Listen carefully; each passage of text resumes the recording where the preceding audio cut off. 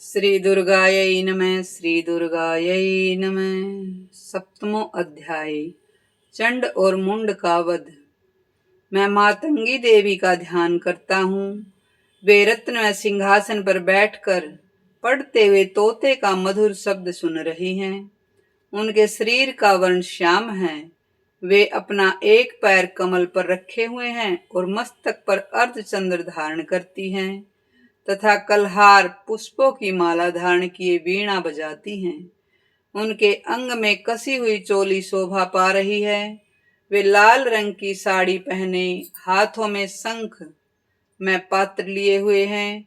उनके वदन पर मधु का हल्का सा प्रभाव जान पड़ता है और ललाट में बेंदी शोभा दे रही है। ऋषि कहते हैं, तदंतर शुंभ की आज्ञा पाकर वे चंड मुंड आदि दैत्य चतुरंगिणी सेना के साथ अस्त्र शस्त्रों से सुसज्जित हो चल दिए।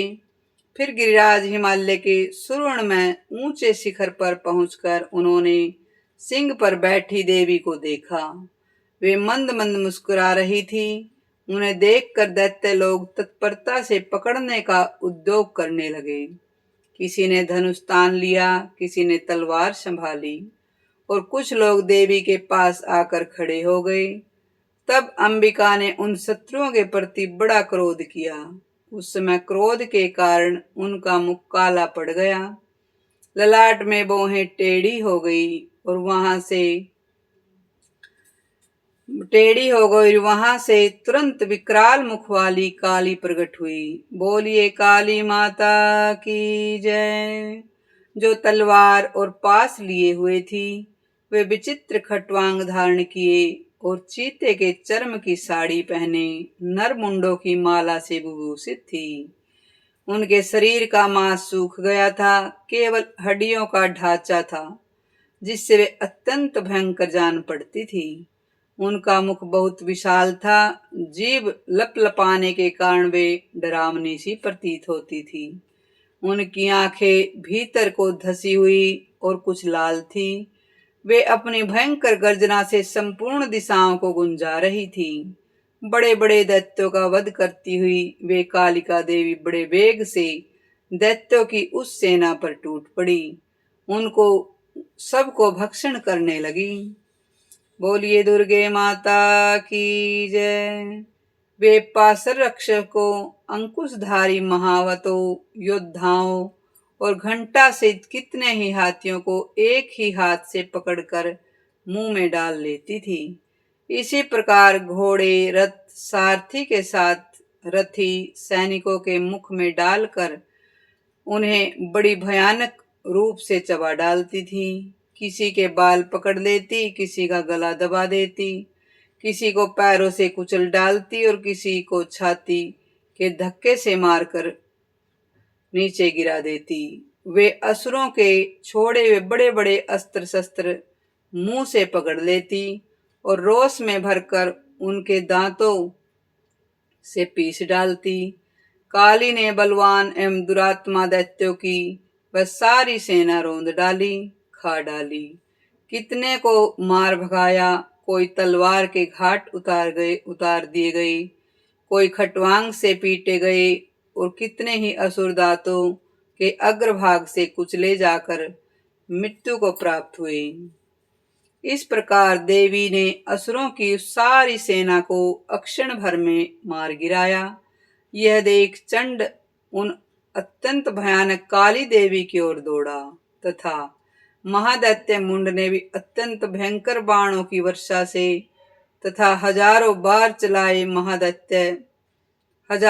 चलाए हुए चक्रों से उस भयानक नेत्रों वाली देवी को आच्छादित कर दिया, ढक दिया। वे अनेकों चक्र देवी के मुख में समाते हुए ऐसे जान पड़ते थे मानो सूर्य के बहुतेरे मंडल बादलों के उदर में प्रवेश कर रहे हों। तब भयंकर गर्जना करने वाली काली देवी ने अत्यंत रोष में भरकर विकट अट्टहास किया। उस समय उनके विकराल बदन के भीतर कठिनता से देखे जा सकने वाले दांतों की प्रभा से वे अत्यंत उज्जवल दिखाई देती थी। देवी ने बहुत बड़ी तलवार हाथ में ले हंग का उच्चारण करके चंड पर धावा किया। उसके केश पकड़कर उसी तलवार से उसका मस्तक काट डाला। बोलिए काली माता की जय। चंड को मारा गया देख मुंड भी देवी की ओर दौड़ा। तब देवी ने रोष में भरकर उसे भी तलवार से घायल करके पृथ्वी पर सुला दिया। महापराक्रमी चंड और मुंड को मारा गया देख मरने से बची हुई बाकी सेना भय से व्याकुल हो चारों ओर भाग गई। तदंतर काली ने चंड और मुंड का मस्तक हाथ में ले चंडिका के पास जाकर प्रचंड अट्टहास करते हुए कहा, देवी, मैंने चंड और मुंड नामक इन दो महापशुओं को तुम्हें भेंट किया है। अब युद्ध यज्ञ में तुम शुंभ और निशुंभ का स्वयं ही वध करना।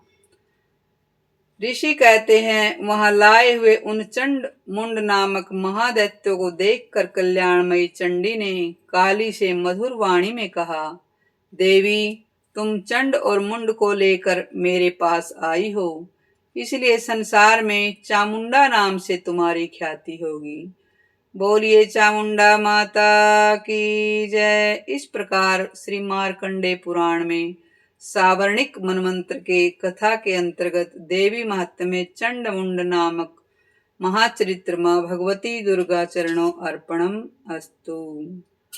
हरे नमः, हरे नमः, हरे नमः।